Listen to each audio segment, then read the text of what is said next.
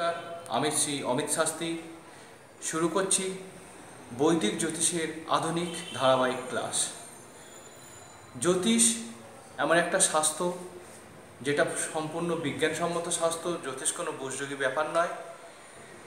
গ্রহ নক্ষত্র যে তাদের ক্রিয়াকলাপ এবং পৃথিবী এবং সমস্ত গ্রহ নক্ষত্রের মধ্যে পরস্পর যে একটা আকর্ষণ রয়েছে এবং সেই গ্রহ নক্ষত্রের প্রভাব পৃথিবীর উপরে যখন পড়ে তখন পৃথিবীর উপরে যারা অবস্থিত অর্থাৎ পৃথিবীর মানবকুল তাদের সমস্ত জীবনধারার উপরে ওই গ্রহ নক্ষত্রের প্রভাব পড়ে এবং সেই কারণেই বিভিন্ন মানুষের জীবনধারা বিভিন্ন ধরনের হয়ে থাকে।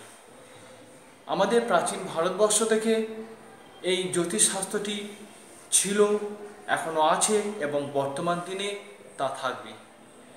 এই জ্যোতিষশাস্ত্রটি নির্ভর করছে যে যে বিষয়গুলোর উপরে, তা হলো গ্রহ, নক্ষত্র, ভাব এবং রাশি।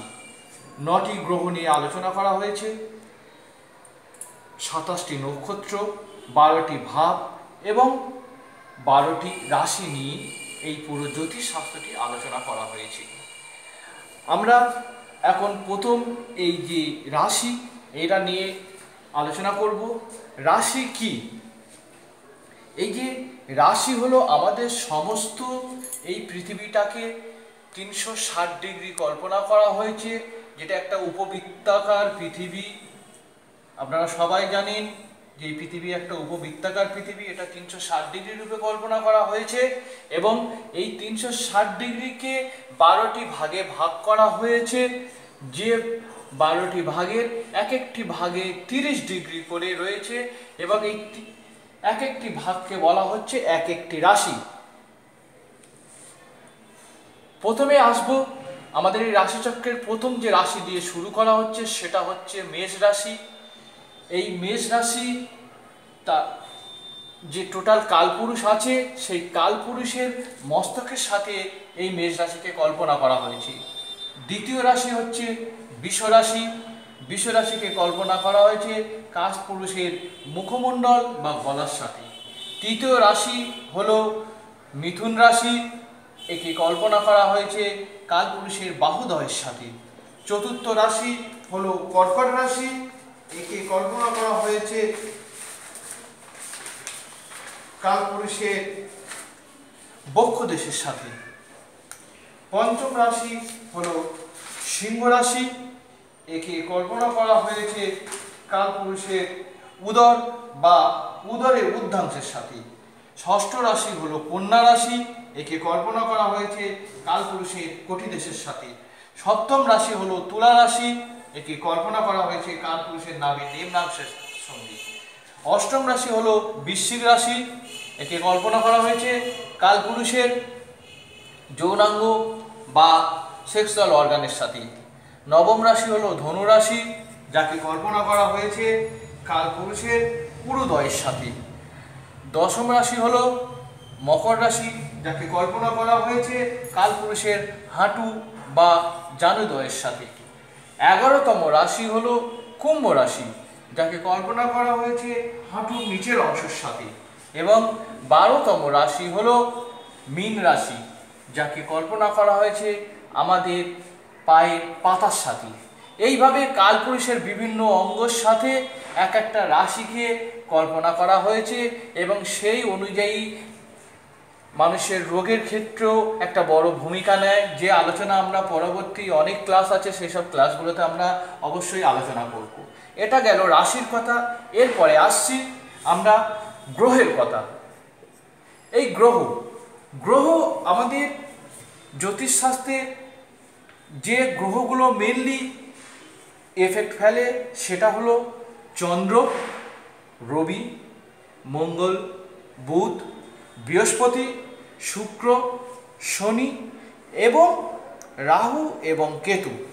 প্রসঙ্গত উল্লেখযোগ্য যে চন্দ্র এবং রবিকে অনেকেই গ্রহ বলে মনে করে না, কিন্তু আমি একটা কথা বলবো যে জ্যোতিষশাস্ত্র অনুযায়ী বলা হচ্ছে যা কিছু পৃথিবীর উপরে প্রভাব ফেলে সেটাই গ্রহ, অর্থাৎ সেই অর্থে চন্দ্র এবং সূর্য এরাও গ্রহ। এবং এই প্রসঙ্গে আরও একটা কথা বলা যাবে যে রাহু কেতুকেও অনেকে গ্রহর মধ্যে ধরা হয় না, তারা রাহু কেতুকে গ্রহর বাইরে ফেলে। কিন্তু আমরা জ্যোতিষীরা বলবো যে পৌরাণিক শাস্ত্র বা বৈজ্ঞানিক শাস্ত্র যেখানেই আপনারা যান না কেন এই রাহু কেতুর অস্তিত্ব পাওয়া যায়। রাহু এবং কেতু কি সেটা আমরা দেখব বৈজ্ঞানিকভাবে না সূর্য। এটা দেখুন, লক্ষ্য করুন একটু, এটা সূর্য,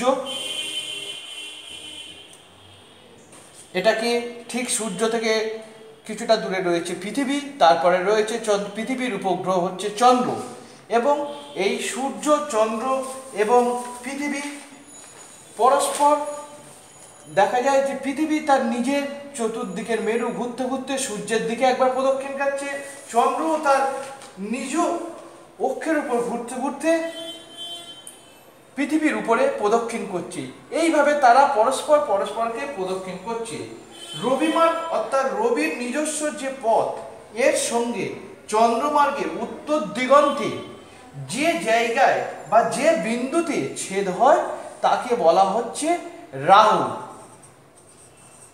এবং ঠিক এর উল্টো দিকেই দক্ষিণ মেরুতে যে জায়গায় এদের ছেদ হচ্ছে তাকে বলা হচ্ছে কেতু। এই হচ্ছে রাহু এবং কেতু। এই রাহু কেতু সমগ্র রাশিচক্রের উপরে, সমগ্র মানব জীবনের উপরে বিভিন্নভাবে প্রভাব বিস্তার করে থাকে। এরপরে আমরা আসব ভাব নিয়ে। এই ভাব কি? আমাদের সমগ্র রাশিচক্রে লগ্ন সাপেক্ষে টোটাল এই 12টি রাশিকে 12টি ভাবে ভাগ করা হয়েছে। 12টি রাশির মতন 12টি ভাবকেও ভাগ করা হয়েছে। প্রথম অংশকে যেমন ধরা হচ্ছে তনু হিসাবে তনু ভাব, দ্বিতীয় অংশকে ধরা হচ্ছে অর্থভাব হিসাবে, তৃতীয় অংশকে ধরা হচ্ছে সহজ ভাব হিসাবে, এইভাবে চতুর্থ অংশকে মাতৃভাব বা শিক্ষাভাব, পঞ্চম অংশকে সন্তান ভাব, ষষ্ঠ অংশকে রিপুভাব, সপ্তম অংশকে ধরা হচ্ছে দাম্পত্য ভাব বা ব্যবসার ক্ষেত্র, অষ্টম অংশ থেকে ধরা হচ্ছে অ্যাক্সিডেন্ট, নবম থেকে ধরা হয় পিতা বা ভাগ্য, দশম থেকে হচ্ছে কর্ম, একাদশ থেকে হচ্ছে সাফল্য বা আয়, এবং দ্বাদশ থেকে হচ্ছে ব্যয়। এরপরে আসবো নক্ষত্র।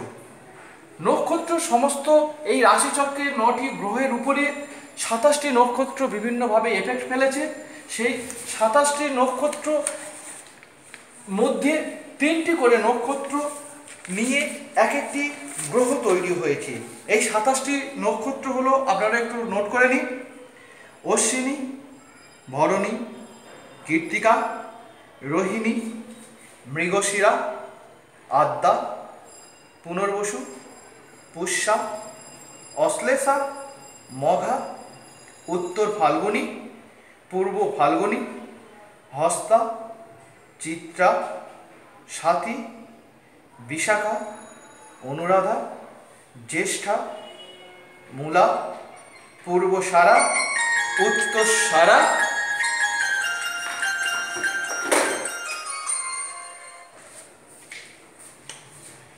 শ্রবণা, ধনিষ্ঠা, শতভিষা, উত্তর ভাদ্রপদ, পূর্ব ভাদ্রপদ এবং রেবতী।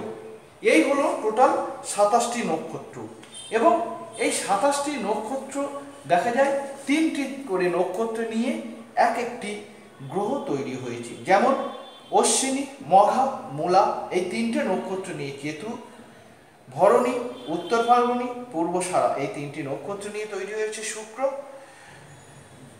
কৃত্তিকা, পূর্ব ভাদ্রপদ এবং কৃত্তিকা, উত্তর ভাদ্রপদ, উত্তর ফাল্গুনী এই 3টি নিয়ে তৈরি হয়েছে রবি, রোহিণী, হস্তা, শোভনা এই 3টে হচ্ছে চন্দ্র নক্ষত্র, মৃগশিরা, চিত্রা, ধনিষ্ঠা হচ্ছে মঙ্গলের নক্ষত্র, আদ্রা, স্বাতী, শতভিষা হচ্ছে রাহুর নক্ষত্র, পুনর্বসু, বিশাখা, পূর্ব ভাদ্রপদ বৃহস্পতির নক্ষত্র, অনুরাধা, পুষ্যা, উত্তর ভাদ্রপদ শনির নক্ষত্র, এবং অশ্লেষা, জ্যেষ্ঠা এবং রেবতী এটা হচ্ছে বুধের নক্ষত্র। এইভাবে তিনটি করে নক্ষত্র তিনটি গ্রহের উপরে প্রভাব ফেলেছে। এই যে গ্রহ, নক্ষত্র, ভাব এবং রাশি, এই সমগ্র নিয়ে মানুষের জীবনচক্র বা মানুষের জন্মচক্র উপরে বিভিন্নভাবে এরা প্রভাব বিস্তার করে থাকে। আমরা ক্রমান্বয়ে পরবর্তী ক্লাসে অবশ্যই এক এক করে সমস্ত নিয়ে আলোচনা করব, কিন্তু আজ এই পর্যন্ত। আমি এই বিষয়ে আরও বিশদ আলোচনার জন্যে আপনারা যদি মনে করেন অবশ্যই আমার সঙ্গে যোগাযোগ করতে পারেন। আমার email number astroomit2016@gmail.com, mobile number 8337085023। আবার বলছি, astroomit2016@gmail.com, মোবাইল নম্বর 8337085023। সব শেষে একটা কথা অবশ্যই আপনাদের বলবো, আপনারা কেউ প্রতারিত হবেন না, বা অন্য কেউ যাতে প্রতারিত না হয় সেটা অবশ্যই লক্ষ্য রাখবেন। নমস্কার, আবার ফিরে আসবো পরের এপিসোডে।